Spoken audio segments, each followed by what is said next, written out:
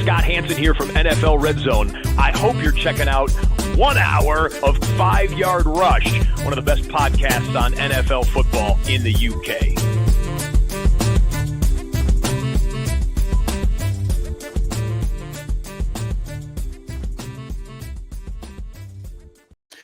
What is happening, Rush Nation? We are back. I am excited to bring this. I'm going to be fully transparent and say this is a pre-record. We're not doing this live. So if you are watching this live, first of all, thank you so much for all the love and following live. And if you're wondering why we don't respond or bring up your comments, it's because this isn't technically live. This is a pre-record. So all information we discuss in this show is accurate at time of recording. And if something big goes out, then you'll be able to work out when this was pre-recorded. Hopefully, but it's not too far in the past. I will say that. Also, big thanks for the love for some of the announcements we put out this week with our new co-host Danny joining. Excited to get going with him next week, and we're going to have lots of great in-season content, and he's busy behind the scenes this week setting up lots of things. So appreciate all the love that you've given him and all the support. We're really excited to have him on board joining us in the NFL show that we just launched. Thank you for the love on that. 3 episodes underway and more to come. So yeah, appreciate all of that. But enough me waffling on. I've got a phenomenal guest known very well in the UK community and in international waters too. And we're very, very excited to have the co-host of TH Fantasy Football Podcast, nominated twice for Sports Podcast of the Year. It is Mark Pestell. Welcome to 5 Yard Rush for the first time. Been on your show a couple of times, but finally get to have you back on here. How are you, my friend? Wonderful, thank you. Yeah, eager for the season to kick in after many, many drafts. Obviously, at this point in time, we're working our way in the midst of redraft season. So, yeah, really exciting off-season of fantasy and raring to go for the actual fantasy season to kick off proper, as does the NFL season. Not long, week to go when this goes out. So we're really excited for that. Last draft's winding down now, and yeah, it's amazing, isn't it? Because people like you and me, we've been drafting 6 months or so, pretty much in all different formats, and it kind of gets to the end, and you get that sigh of relief, and then 2 weeks into the season, you're like, "Oh, actually, I've kind of missed drafting now." Maybe you don't. I don't know. That's how I feel. Oh, every decision I make is the correct one. I think I tend to find that. So look, we did the draft plan part 1 with Joe Dolan of Fantasy Points last week.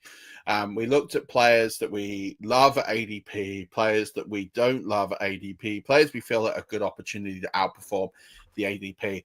And part of that is to get you thinking about your roster build, your roster construction. But with Pestell here, who very much is into the tactical side of the game, as am I, we're going to go into sort of some lessons that we learned in 2024. We're going to bring in a sort of a real blueprint plan that you can take into your home league drafts this weekend, next weekend, and really sort of get going, or next week, I should say, before the draft and the season kicks off. So, but before we do that, let's get people knowing a little bit about you. So how did you get into fantasy football and then ended up becoming a content creator? I think for me, my journey into following the NFL was quite a long one. I grew up playing rugby. So NFL, American football was the ridiculous thing that I wanted nothing to do with. But kind of after finding kind of my way into that, then so a lot through playing Madden on the PlayStation, to be honest, is what really got me into NFL and watching it properly. Ed, my co-host show, he was in a couple of fantasy leagues. So he said, "Oh, why, Johnson, we've got a Space John to jump in." Yeah, I'll have a little go at that. Playing Premier League fantasy football as a kid, I thought, yeah, that's a nice little thing to bring back in as a bit of a hobby. And then as a huge proportion of the fantasy community will then say, during COVID, what was there to do but to draft? So that's where I kind of really got into doing a lot of different leagues. As far as then moving into kind of producing our own stuff, we were really fortunate through Stateside Sports, which is an online card trading group. Put out fantastic stuff with card breaks and selling sports trading cards. We met a couple of people there who invited us on to be on their show. As Owen invited us onto the Field to Fantasy show, and we spent time there until eventually those boys invited us to our own slot. with them. We started off doing the Sunday Night Bet Club, looking at all things fantasy betting. Well, NFL betting, fantasy is very much our strength. Betting is not. So when we do our betting show, drops in a couple of days, take it with a pinch of salt. And then we ended up moving out onto our own thing last year, and over this off season moving onto YouTube as well, which is something we've thought about for quite a long time. My background is in product and graphic design, so I very much enjoyed doing all of those bits for our show as well. So for us, it's kind of been opportunities, kind of next steps. Do a little bit of fantasy, let's do some more fantasy. We're doing lots of fantasy, enjoying the content that we're consuming with other people. Let's do a bit of our own, try hand it. And very fortunately, people are engaging with that. That's helping us to move on our charity league as well. Much as yourself, that's a platform to kind of give a little bit back into the fantasy community and beyond. Yeah, in a nutshell, that is me, and that is TH Fantasy Football. It's amazing. You've raised over £8,000 for charity. I think last time I saw. I think that's still accurate. For is it the Beeston Cafe? Beeston Memory Cafe, which is an amazing local charity, local to Nottingham, which is not for where we're from. Med and I both live in Derby, as does Tom. And they do great stuff supporting those living with dementia and their care as well in the local area. Yeah, phenomenal. And I think it's really interesting is I'm starting to know more and more fantasy players and fantasy content creators in the Midlands. You guys are there. I'm not that far south of you in Northamptonshire, and there's a few of us in Cambridgeshire and stuff. We all need to get together and do a live draft. It's the hub. It's the fantasy hub of the UK. That's it. Screw London. Like London's last year's news. It's all happening in the Midlands. There's a big shout out to the Midlands who've never had any positive love about anything in their lives before. So, excellent. I always like to ask this question. In terms of, I always think that different people when they play fantasy, especially when they're creating content as well, have a bit of style. So talk to me a little bit about your sort of style and strategy for fantasy football, how you approach leagues, what's your sort of ethos in terms of how you construct your teams and what you kind of look for to get an edge over people in a fantasy league. I think for me, it changes a little bit every year. And obviously we're going to be talking a lot on this show about lessons from 2024, and it's important to look at what went right, what went wrong, but at the same time, I can't remember what show it was I've heard on over recent years, but someone who said do not draft last year's best team. That was last year's best team, but you can still learn from those bits. So I think I was in my draft days was very much a hero RB truther. I always wanted as many great RBs as I could because why not? Why would you not? Last year, as I kind of moved away from that. I think something that's become a learning curve for me over the last few years with doing more leagues is learn how to modify your strategy depending on the roster, depending on the type of league you are in. For example, on the whole, I'll always say, ignore bye weeks, deal with that when it comes. You don't need to win every week. If you're decimated 1 week, as long as it's not the playoffs, you can ride that. Drafting a guillotine league this week, I need to look at the bye weeks. So, it's very much deciding what is important in each of those different things. And I'll be completely honest, I think I've learned the most from making mistakes. Same with very different avenues of life. That didn't work. That went horribly wrong for me. I think the one thing that I do try to keep what just happens is I like drafting players I like as well. Fantasy football is a little side story to watching the NFL on a Sunday for most of us. And I want to cheer on the players I want to cheer on. I don't want to be watching certain players and going, they've scored but this helped my fantasy team. So very different things. But I'd say my strategy is fairly fluid depending on what I'm doing. But drafting players I want to cheer for and enjoying the process, I think is at the core of what I like to do for drafts. Yeah, I love that. I think that's amazing. I think it's a good way to get into pieces and do that. I always say to people that playing fantasy is a lot cheaper than betting on the NFL. So you can kind of construct the team you want to construct and you can cheer for them. And if it doesn't win, it hasn't cost you much, if any money at all. So if you like that and that's your strategy for betting and it doesn't work out too well, try fantasy football because it will cost you a lot less. Let's get into the lessons of 2024. And, we put this sort of doc together. I sort of outlined some pieces, and this is a show I've kind of done over a few years now, and it's kind of seen some evolutions, and there's always some pieces that I think surprise every year that we have to kind of take stock on. There's some things that I talk about every year because no one else does, and I feel like if I don't talk about it, no one else does. And then I think there's some pieces here that are in complete contradiction to previous years, and it's actually like we need to probably call this out. Not because we necessarily think that this could happen again, but actually it's something to heed in case it does. And it's something to be aware of so that you have got all the information that you need to go into your drafts and create your plans. And I think that's kind of what we're trying to shoot for people here. So where do you want to start? I'm going to let you the guess. We got a number of points here in our lessons from 2024. Where would you like to start? Because I don't think we need to go through the binary top to bottom on our list here.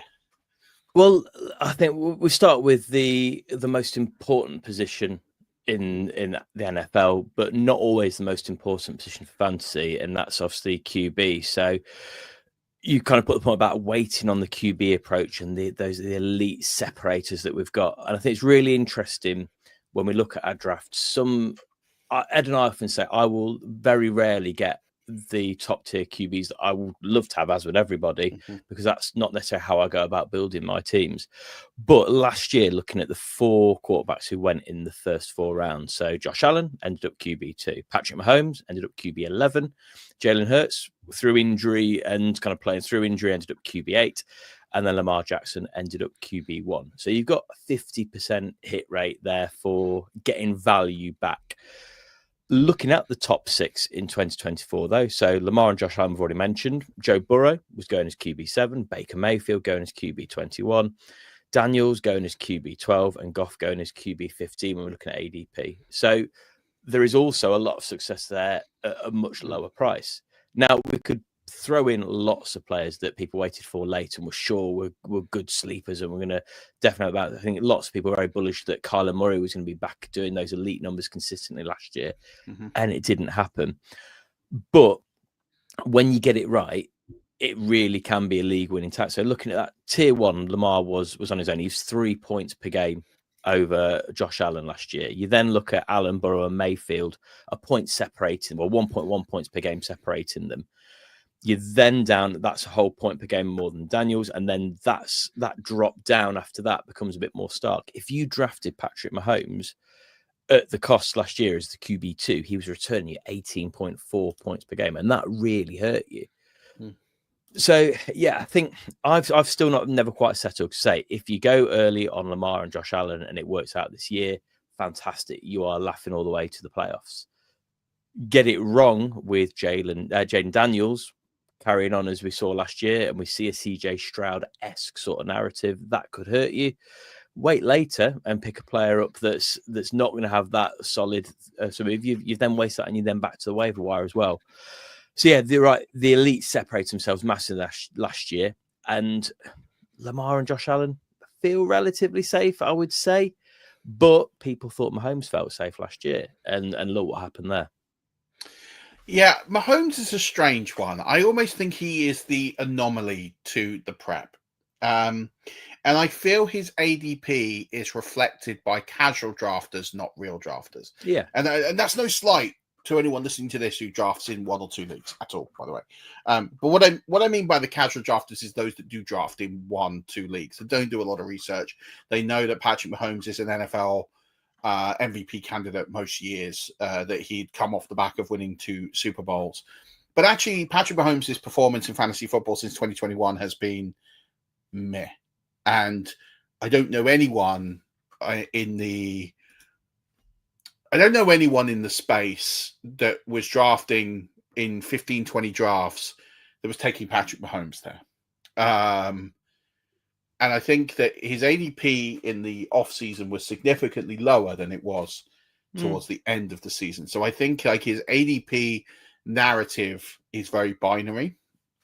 And I think it escalated in the last 3 weeks of draft season. And I think that people are smart enough mostly to understand that you're not going to get your draft return on Patrick Mahomes. Having said that, more people are more bullish on him this year than perhaps they were last season, but his ADP is lower. We talked about this in the draft plan show last week, so go and watch that with Joe Dolan, where I can't get there on Patrick Mahomes. I haven't been able to get there for a few years. I think the body of work states who you are in a fantasy perspective, and you can be a really good quarterback and really bad for fantasy, and that's absolutely fine. Jameis Winston is a really bad quarterback who is really good for fantasy.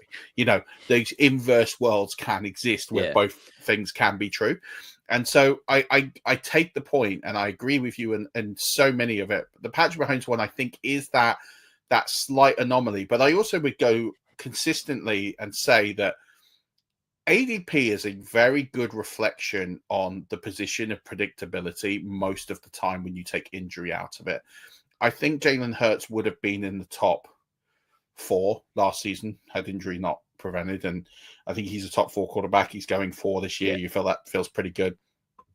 You know, Josh Allen, Lamar Jackson, as you said here, CJ Stroud. I think there's a lot of circumstances there that allow that to happen. Anthony Richardson's just a big whiff at QB6 that everyone. I mean, like, he was the player I talked about the most last season, saying I just can't get there. But, you know, it is what it is. Joe Burrow, as you said, went well. Kyler Murray, I know it wasn't brilliant, but he wasn't that far away at QB8. You know, Jordan Love had injuries. Dak Prescott had injuries. And then you got the kind of Daniels is the one. And again, of all the rookie QBs, he was the one that everyone thought would do really well. And 12, no one could see him getting to where he finished.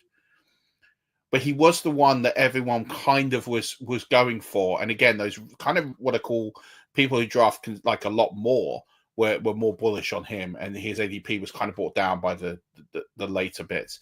So again, in a world where there is a predictable trend here with quarterbacks, people were picking Daniels over Williams. People were picking Goff, you know, at 15, but it wasn't actually that far away from the Tuas and the Herberts of this world.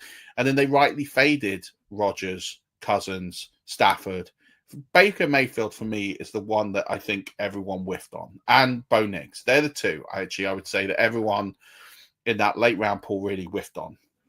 But except for those, you kind of... There is that tier of getting good quarterback play, and the argument is that you could easily pick up a quarterback that can do reasonably well, but then breaking into that higher number is hard. There is a guy every year. There is 2 guys every year that get up there, but you got to be really confident in your plan to get there. So the argument is 100% there that you can wait and get guys. But I think the other argument is that you've got to really be confident in the person that you take, and hopefully this draft plan with the other things we talk about will help you identify who those players could be this year. I think the order was about there. As I said, it was I think last year more than most, you saw the tier 3-4 quarterbacks perhaps getting pushed up a round or so higher as well. And that's kind of perhaps that little bit of a reach on. I need to get now. I think when you see some of the elite go off, you maybe inflate the value of the next couple of tiers, thinking, I don't want to be left with, and then looking down as well. Yeah, I completely agree with that. And I think there is this element here where you get a run of QBs that start to go quite quickly. And then that causes a panic at the position. And I think, again, your point has got to be that you don't panic. And I would say there's definitely some really good late round QBs that you can pick up. Joe talked about last week, Drake May. That's a player who I think stands out in that sort of bucket tier of a player who could easily, and I have some reservations, I stated those, but I still think I look at that bucket tier of bargain basement kind of late round draft picks. Justin Fields, we know for fantasy football is something different. He's a cheat code, not a good quarterback, but a really good fantasy quarterback. And so, you know, there are guys there in those sort of later tiers that can pick up points and get values for you. Trevor Lawrence under Liam Cohen might be a really interesting person to break through and finally see some of this talent that we've been waiting for so long. So there are guys down there, but I think you've just got to be really tactical in who you get and when you get them. And I actually think that if they're your guys, you actually have to reach for them, because I think they are so few and far between. And you decide to wait. If the ADP on them says round 11, I think you've got to go up a round and get them. Because I still think at round 10, you're drafting him as your lead QB. So I still think reaching at 10 to get Drake May and taking him around over the ADP, or a round and a half over the ADP is not a bad play if that's the guy you're anchoring and you're strategizing going into the draft of, I'm going to walk away with this draft. And I think Drake May is a top 7, top 8 QB and with upside. And so I think if I can get there and get him, then I think you've got to commit to getting him a bit earlier and then building your super team with those sort of strong picks in the first 9 rounds to get him. Because I think what you don't want to do is wait on ADP and then miss him, and then your plan kind of falls apart. I think if you're going to commit, you've got to commit to going up. And I think at that point as well, you're then prioritising your starting QB over another bench spot. Over your RB5 and RB. When you're looking at perhaps that kind of those couple of tiers above, you potentially then prioritising that slightly higher risk over your first flex or your running back or your wide receiver. And same with anything. Everyone has the right value at the right point, no matter whether they're elite or whether they are borderline useless. Everyone has a value at some point, and it's just working out when you're happy losing out on something to get the thing you're going to go for, isn't it? The other thing is ADP and draft value dies the moment the draft ends. Mm-hmm. Doesn't matter. It doesn't matter where you draft, and I say this on so many shows. I hate it when you try it. So what I did last year is I took a load of Jaden Daniels as my second QB. And then I started trading him in leagues, and people weren't prepared to pay a premium for him. And I'm like, you're talking about a top 5, top 6 QB at the time. So that's fine. I'll hold him. And then I end up starting him in leagues. People are like, oh, but you drafted him in the 10th round. I'm like, that's irrelevant. Mm. That ship has sailed. Like that ends the moment the draft ends. Where I drafted him is completely irrelevant to the conversation that we're having, which is we're a guy who is in the top 6 of QB scoring, top 5 of QB scoring. I'm offering him to you for a trade for a significant wide receiver piece or a significant running back piece. And people didn't want to do it, and that's fine. And they'll probably regret that trade going forward. But ultimately, I think, it's the thing that people get stuck on in a trade. Well, you drafted him there, so he's worth that. Like, no.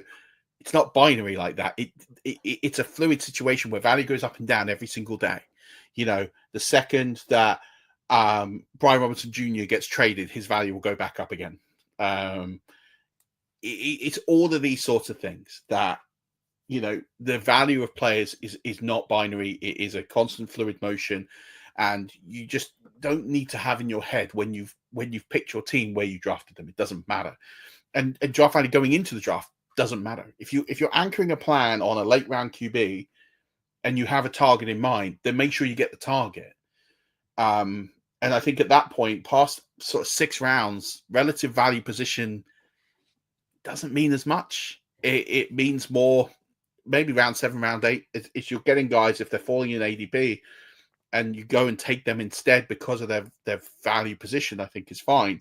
But I think people get stuck on, I need value, that they just think, well, I've taken him 15 spots over ADP. That's not a value. That's a reach. And people are scared. People are scared of reaching. They're like, oh, well, I just don't want to take value. But if you are projecting him to be a top 8 QB, think about where the QB8 is in the draft. The QB8 in the draft is around about pick 66, pick 70. So if that's where you value him, that's his value. So any pick after that is a value in your board, in your mind. It's not what everyone else thinks. And this idea, and we've talked about this on the show for years, about groupthink and what everyone else thinks. They're not playing your fantasy team. Be contrarian, be different, and commit. And if you commit to taking players and don't worry about the value. If that plan works for you and that's what you want to do to build your team, then do it, because I think it's going to give you the best opportunity to succeed. It does make you panic when you start scrolling down ADP on Sleeper, doesn't it? Do you know what? I'm known for years in the community as a guy who's a little bit down on Sleeper as opposed to everyone else. I love it in platforms where you can turn the ADP off. Mm. When you turn the ADP off, you separate the wheat from the chaff for me.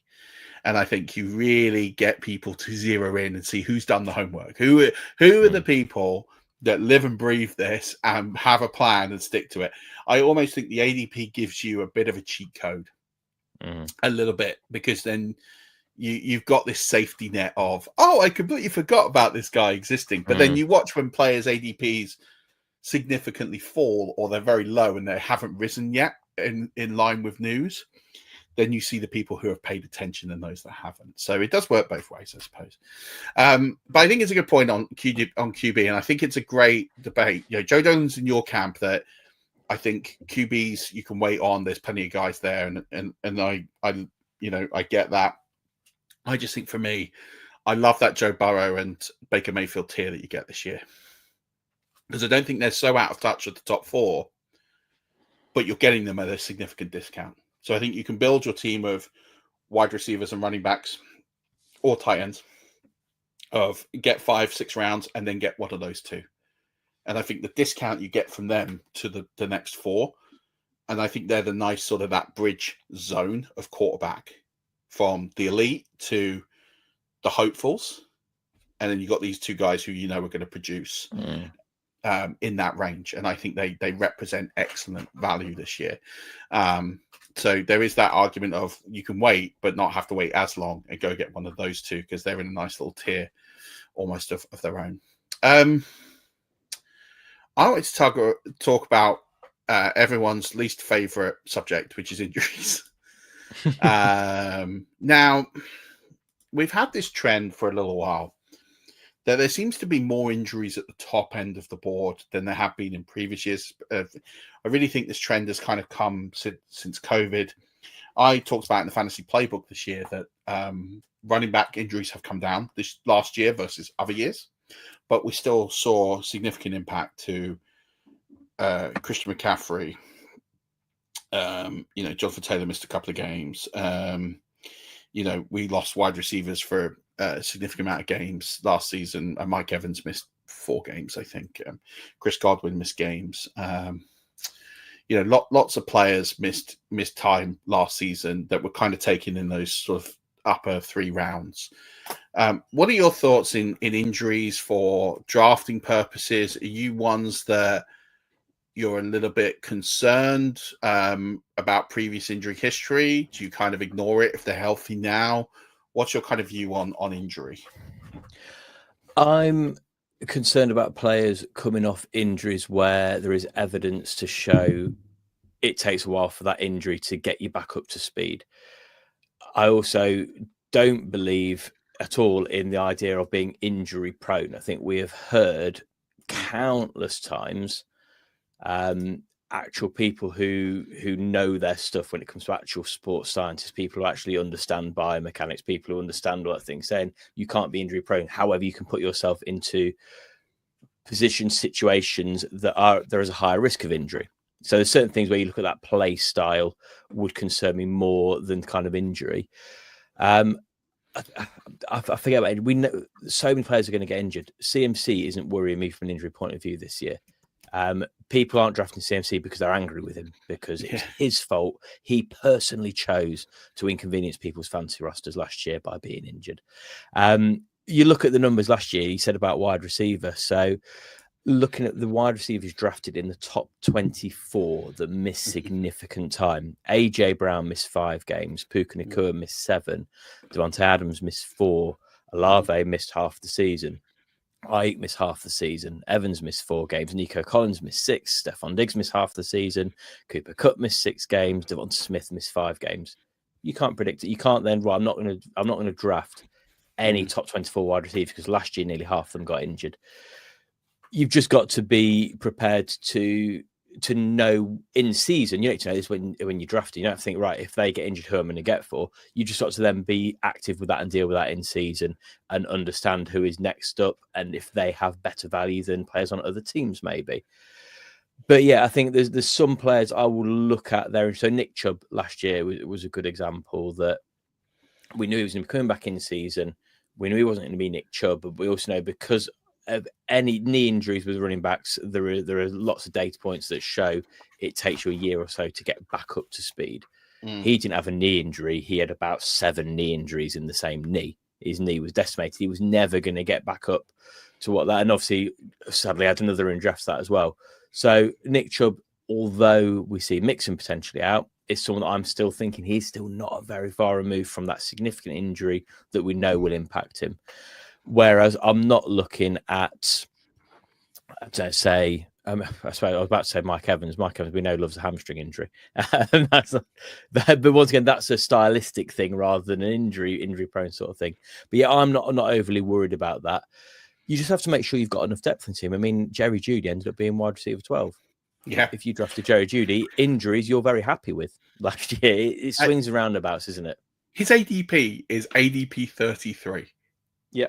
Like, that's insane. Like, it's genuinely insane that people are literally looking at players like that and going, nah, not interested. You know, Cortland Sutton, nah, don't want him. I genuinely like Zay Flowers is another one. Nah, I don't want him. I don't get it. It doesn't make any sense. But I agree with you. I think too many people play on fear. I said in the Patreon cast last week that if you are sitting at like the 1-7 and you don't take Christian McCaffrey, he has an RB1 season and you don't win your league, I don't want to hear from you. Don't come crying to me, because that's a player that if he plays 17 games is going to be a top 3, top 4 running back. Now, I can take the argument of I want to take Bijan over him, I want to take Gibbs over him, I want to take Barkley over him. That argument I will buy all day long. Like, I don't agree necessarily. I have Chris McCaffrey as my running back too. But fine. Like, you know, we're splitting hairs at that point. Derrick Henry, if you want to go for the safety security blanket kind of fruit, I don't hate that either. Outside of that, like, if you're taking Gene T in the hopes that he's going to be an RB1 in his first season, like, it's in the one overall, A-Chan with that terrible Dolphins team, Bucky Irvin, who's going to have competition. I can't help you. Like, you're playing in fear, and that paralysis of fear, I think, really hurts people significantly. And I think you said it right. They're angry about last season. They're angry about before he burned me. I took him at the 101 and he's cost me a league. And I get it, but emotion is going to be one of the biggest killers of fantasy teams every year, because yeah, look, we probably take it too seriously, and that's fine. But ultimately, at the end of the day, we like winning and we want to win. And I think you've got to take the best players for your teams. And I'm prepared to take a risk on players, especially when they're 100% healthy. Like, Christian McCaffrey is the healthiest 49er offensive player right now.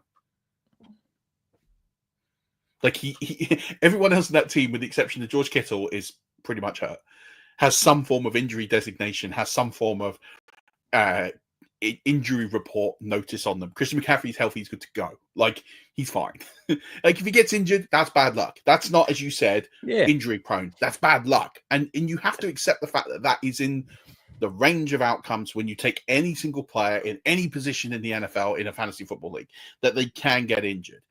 And if they're coming into the season 100% healthy, then you have to just look at talent over anything else, because I think that will be your greatest guide. So if they've got an injury designation coming into the season, you should absolutely pay attention to that. If they don't, you should absolutely just release the fear and just let it go.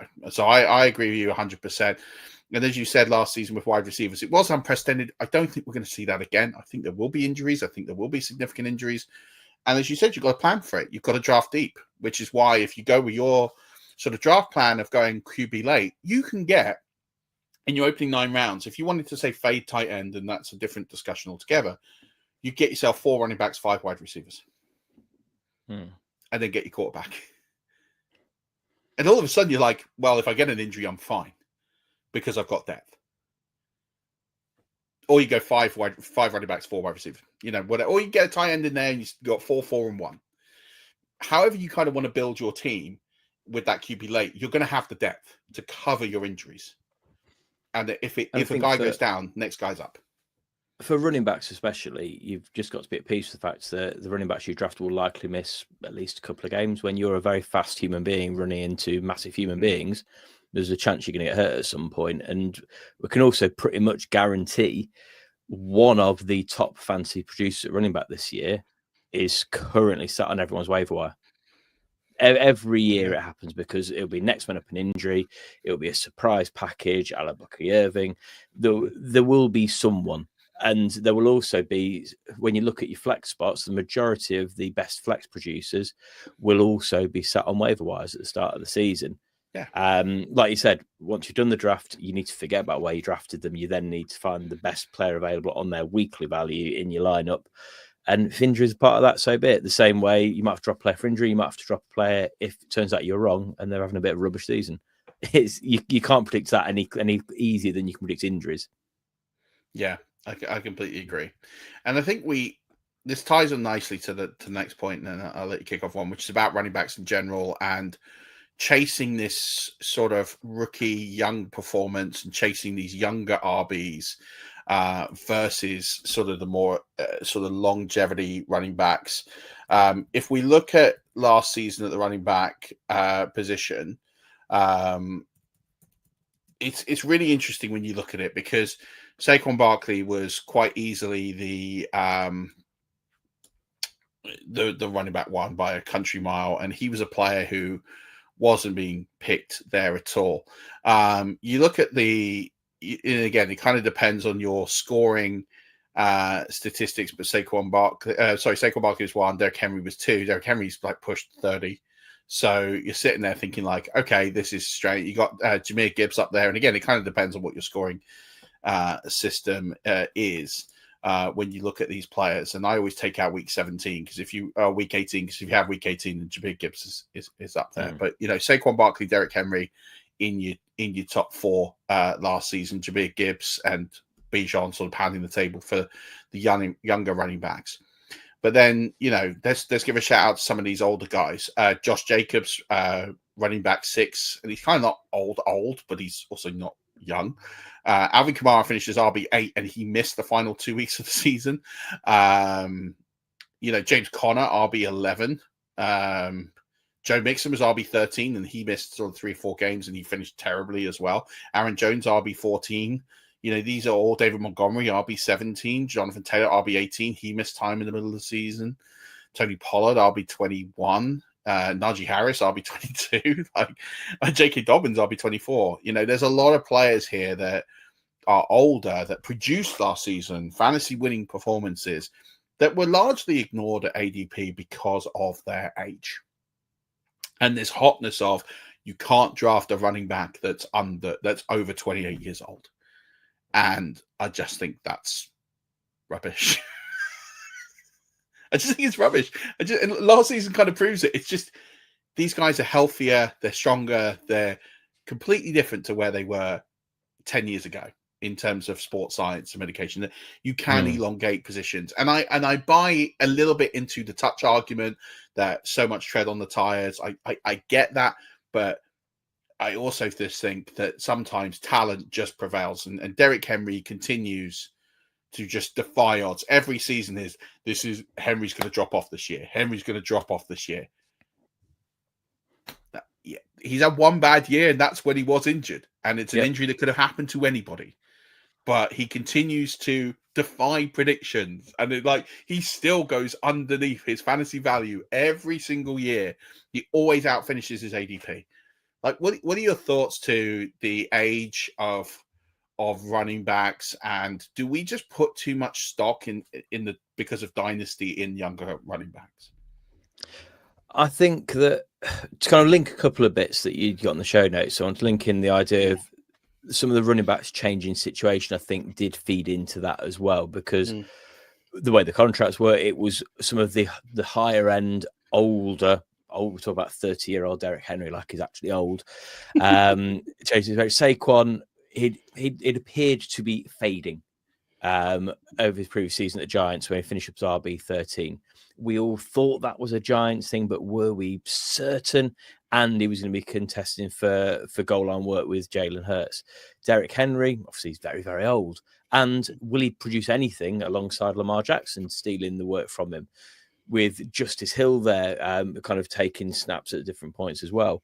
Jacobs is the Packers, and people had question marks about that, and he's had an inconsistent 2023.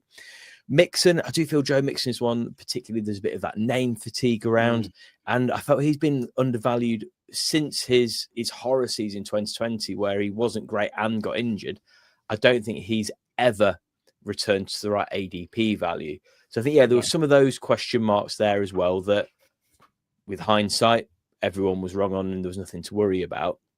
I feel particularly there is too much stock put in rookie running backs last year. And we know that this year is a very different crop of running backs. This running back class is head and shoulders above last year's. But in flex, so looking at running back 36 to 48 on ADP at the end of last season, Jonathan Brooks missed most of the season. Trey Benson finishes RB 69. Blake Corum finishes RB 79. Jalen Wright finishes RB 91. When you're then looking at kind of players that you could have had around then, say J.K. Dobbins, it was, for me, as someone who's watched Gus Edwards and J.K. Dobbins as a Ravens fan, it was ludicrous to me. Gus Edwards was going so much higher than J.K. Dobbins. But once again, that could have been down to Ravens bias if it didn't go the way it did go. I just think that outside of Bucky Irving, who wasn't being drafted, so he was going around end around 15, so it's 50-50 whether he was rostered or not in most redraft leagues. I think there's a point where people, the top tier names have gone and there are more question marks. And I think that the consensus often then is, I'm not sure. I'll take this rookie because you might hit gold. And I do feel that, yes, that could happen. And if you took Bucky Irving, you were completely right and that was the right thing to do. But chances are you didn't take Bucky Irving. And there's those four names you just said really did let you down at a key position and a key point in your draft. I think it's really interesting with the running back position that people chase the younger players because dynasty season comes first. People have done all the research. People have researched the rookies. They've got excited about the NFL draft. They've taken part in rookie drafts. They've traded loads of picks and all these sorts of things. They've got excited about these players. And it's not just running backs, it's quarterbacks, it's wide receivers, it's tight ends, it's all of this, right? But I tend to find that there is since COVID, and I think, COVID and people drafting more and all this sort of element, that Dynasty's exploded. It's really sort of gone huge in the last sort of 4 years. And I think the Dynasty mindset filters into redraft. And I actually think there is a contrarian play to just draft old guys and solid pros. And you could skip rookies and build a winning team. Now, I'm not saying you should definitely do that, but I almost think lean into the narrative. If you've just said, look at all these running backs last season, and again, it's about as a bad class. But it was the same with the wide receiver position. People jumped on Marvin Harrison Jr. He was going as a top 15 pick. And I can't remember how many people I had on saying, that's just a terrible value. Like, it's a terrible value. Like, he's never returning that. So you were drafting him beyond his ceiling. And the best case scenario is effectively you get your money back, that he delivers that level. And he never was going to. And people get so excited about the hype of these players that they buy into it, and it causes these sort of value tiers to go up. And we're seeing it with GT. I don't think is that badly priced for what he could be on a team that's very bad, that there's not a lot of talent. So I don't mind his value as much. I probably swerve it a tiny bit for me at the back end because I'll probably take the proven commodity over the unproven. That's kind of how I play. And I think there's plenty of value around there for other players. But I look at Amari Hampton, at Trayvon Henderson, and their value, their values are quite punchy in terms of what they could happen early season versus late season.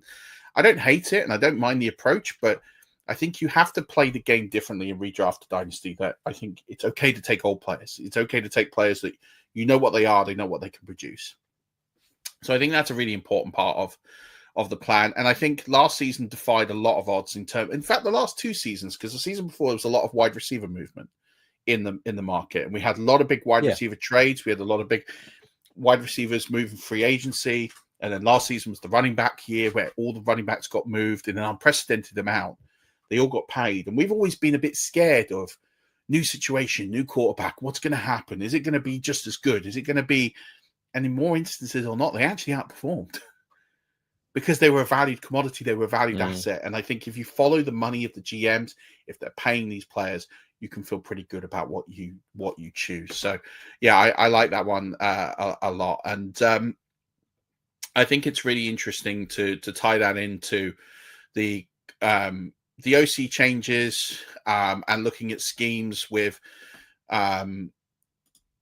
looking at scheme fits. And I get this is a really hard thing to do for people. So I just think that you have to look at teams that historically are not big fantasy points producers, and you have to kind of just not take too many fantasy players from that team.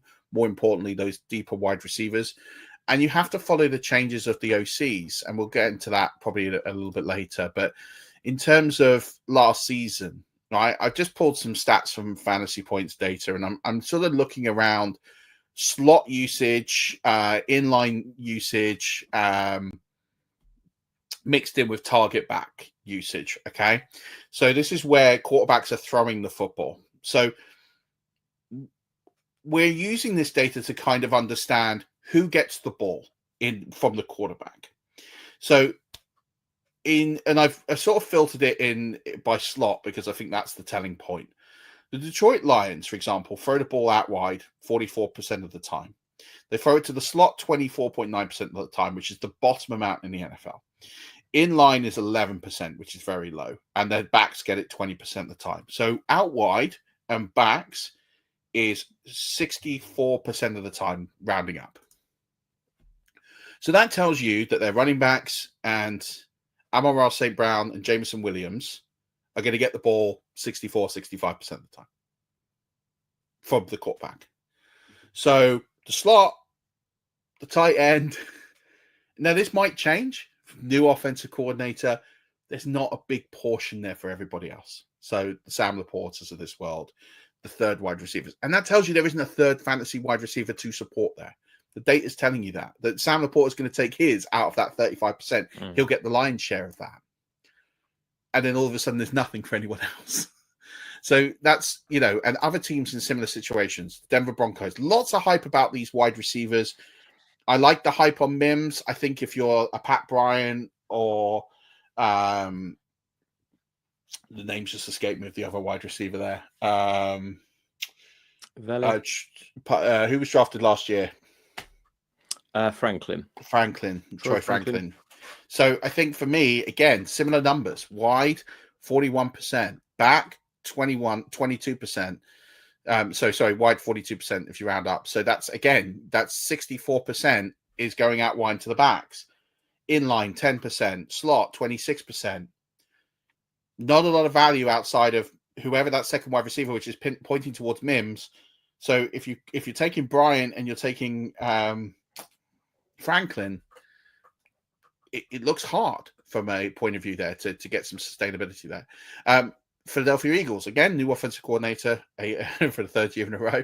49% out wide, 15% to the back. So again, 65%. Then their slot, 26%, inline, 10%.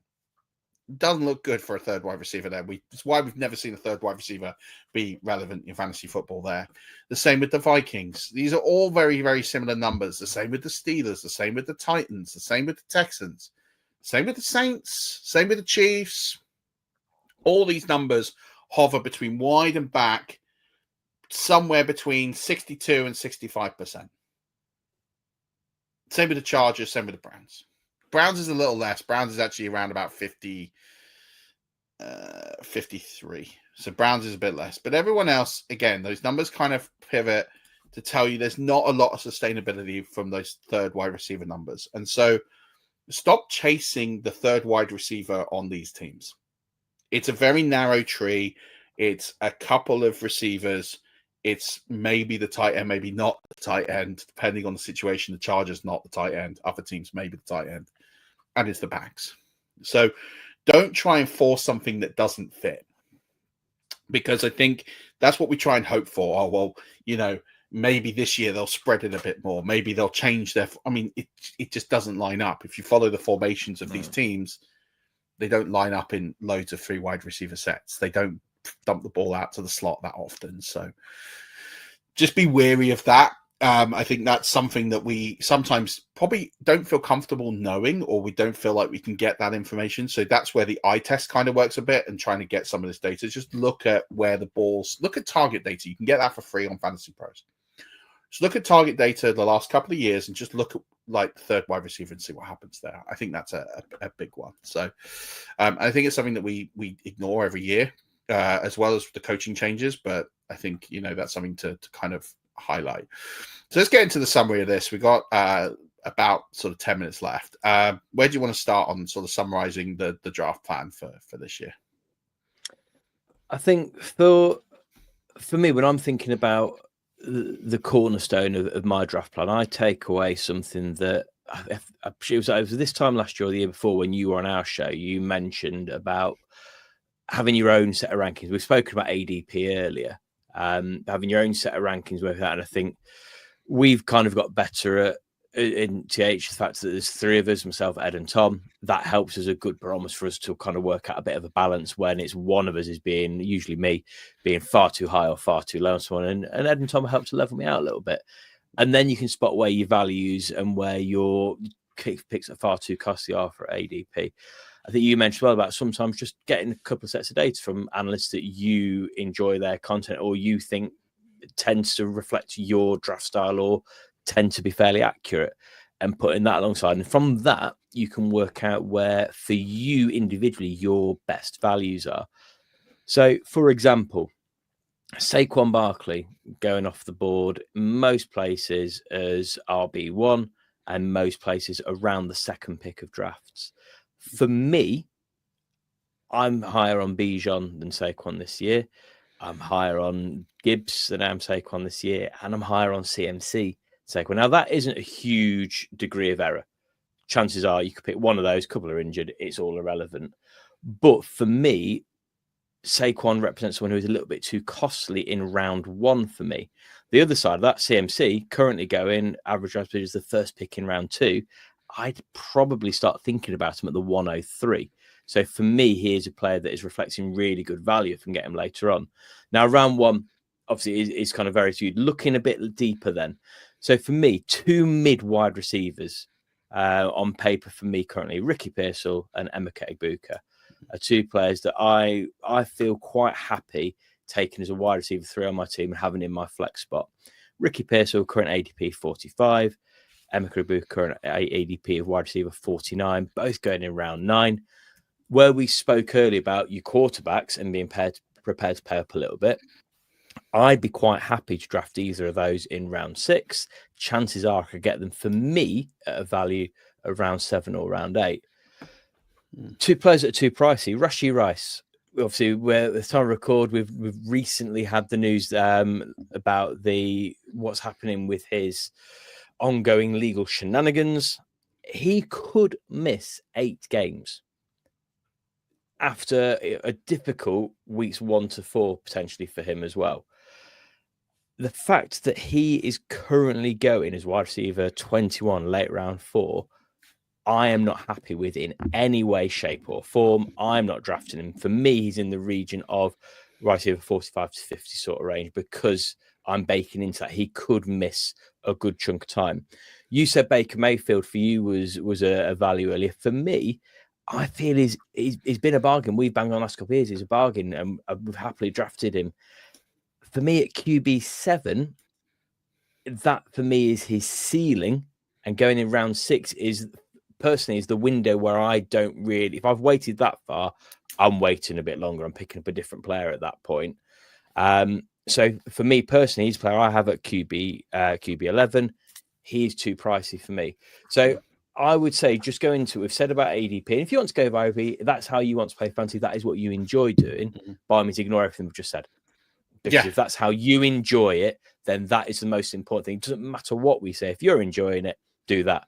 But if you are wanting a bit more to think about it, have your own rankings, stick by those, and just know where you can get a value and know where it doesn't matter if that player is going off at this point. If you're not in on them, don't take them there just because you feel you should, because that's what consensus would dictate. Yeah, I think that's absolutely massive and great advice. And I think I don't want to be the analyst to tell you where to take players. That's kind of not what the purpose of this show has ever been, and it's not what it's going to be now. And Pestell and I disagree, and it's fine to disagree on players. It's fine to disagree on takes. Yeah. It's about your process and building your process. The part of this plan isn't just to sit here, write down the names we talked about, and take those guys. The idea is to build your own plan. So that's build your own rankings. These are the things that we look at when we're building our plans for the year. These are how we plan to execute. This is how we plan to win. And these are all the really important pieces that we put together to try and win on a consistent basis. So I think it's so valid that every year you do some form of rankings. Even if you just take your favorite 3 or 4 analysts because you don't feel confident doing your own, and just build it in a spreadsheet and then create an average and go from there. Like whatever works for you, do what's right for you. I love that. I think it's really important to do that. I also put in here about quarterbacks, like look at ascending quarterbacks and not descending quarterbacks. So I put in here Trevor Lawrence, but then the situation has changed that maybe you want to punt it, and I'm fine. I'm not taking loads of him, but I will take a little sprinkle. But Dak Prescott, Stafford, Rodgers, Wilson, these guys shouldn't be on your radar, really. They should be guys that you let other people draft. In the Superflex, it's a slightly different conversation. You're taking them as your QB4, then fine. But ultimately, there's no upside to these guys. We know what they are. We know what the body of the work is. You're just getting the low side every time. I punt the under their ADP on all those players significantly. So I just think that we know what they are.